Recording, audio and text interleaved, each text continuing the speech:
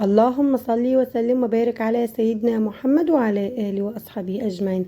تعالوا النهاردة تالت يوم العيد. أنا أسفة إن الفيديو ده هينزل متأخر شوية زي ما قلتلكوا بسبب فيه شوية ضغوطات وكده. تعالوا بقى كده، الأول ما صحيت من النوم عملتلي كوباية من القهوة وكمان معاها كام واحدة من البوتي فور وكمان معاها مكسرات اللي هي بندق وكمان فستق وكمان كاجو وكمان عين الجمل.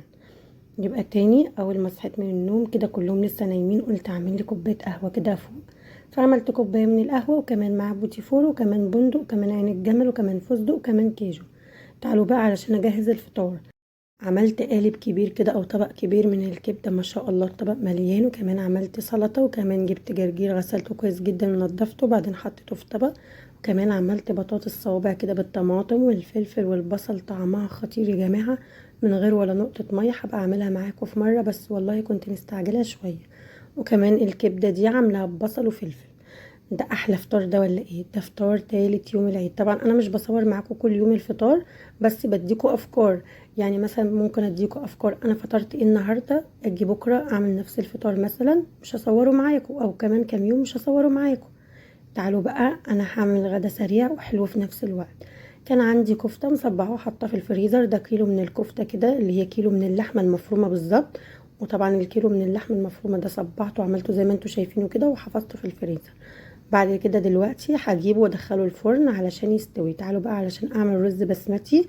هجيب كيلو من الرز البسمتي هغسله كويس جدا، وبعد كده هجيب كده طبق واحطه فيه، وبعد كده هخمره لمدة تلت ساعة في مية سخنة، وبعد كده هصفيه كويس جدا. هجيب حلة احط فيها كام مكعب من الزبدة.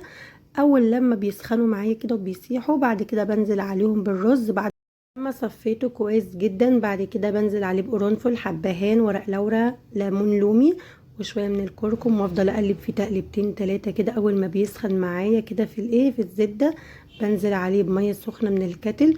بعد كده بنزل عليه بشويه من الملح وشويه من البهارات اللي هي مرقه الدجاج اللي هي الفوريه. وبعد كده اول ما بيشرب ميته بوطي عليه واسيبه يستوي على نار هاديه. طبعا هو بيستوي على النار. وكمان الكفته في الفرن. تعالوا عملت شفشقين من الكركديه كده، طعمهم خطير. تعالوا بقى، الكفته استوت وكمان الرز استوى. بصوا الجمال، الجمال عدى الكلام. دي الكفته طبعا زي ما قلت لكم، دي كانت كيلو من اللحمه المفرومه وانا صبعتها وعملتها كفته وكانت في الفريزر. انا قلت مش عايزه اكتر في الغدا علشان احنا هنجيب عشاء من بره. يعني كده فطرنا كبده وكمان سلطه وكمان جرجير وكمان بطاطس، ودلوقتي هنتغدى كفته ورز بسمتي وكمان عملت طحينه. العشاء بقى بيتزا. فما حبيتش اكتر في الغدا، قلت على قد الغدا بالظبط علشان مش عايزه يتبقى اي حاجه. دول بقى 4 بيتزات. انا جبت على قد الافراد الموجودين في البيت، احنا 6 بس في 2 من الافراد بره هياكلوا بره مع صحابهم يعني وكده، علشان طبعا احنا في العيد فعلى طول بيبقوا بره.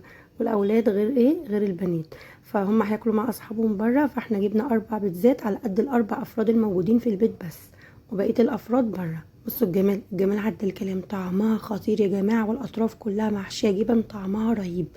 يا رب يكون فيديو النهارده عجبكم. ما تنسوش تعملوا لايك للقناه وسبسكرايب للقناه عشان يوصل لكم كل جديد. بحبكم يا احلى ناس في الدنيا.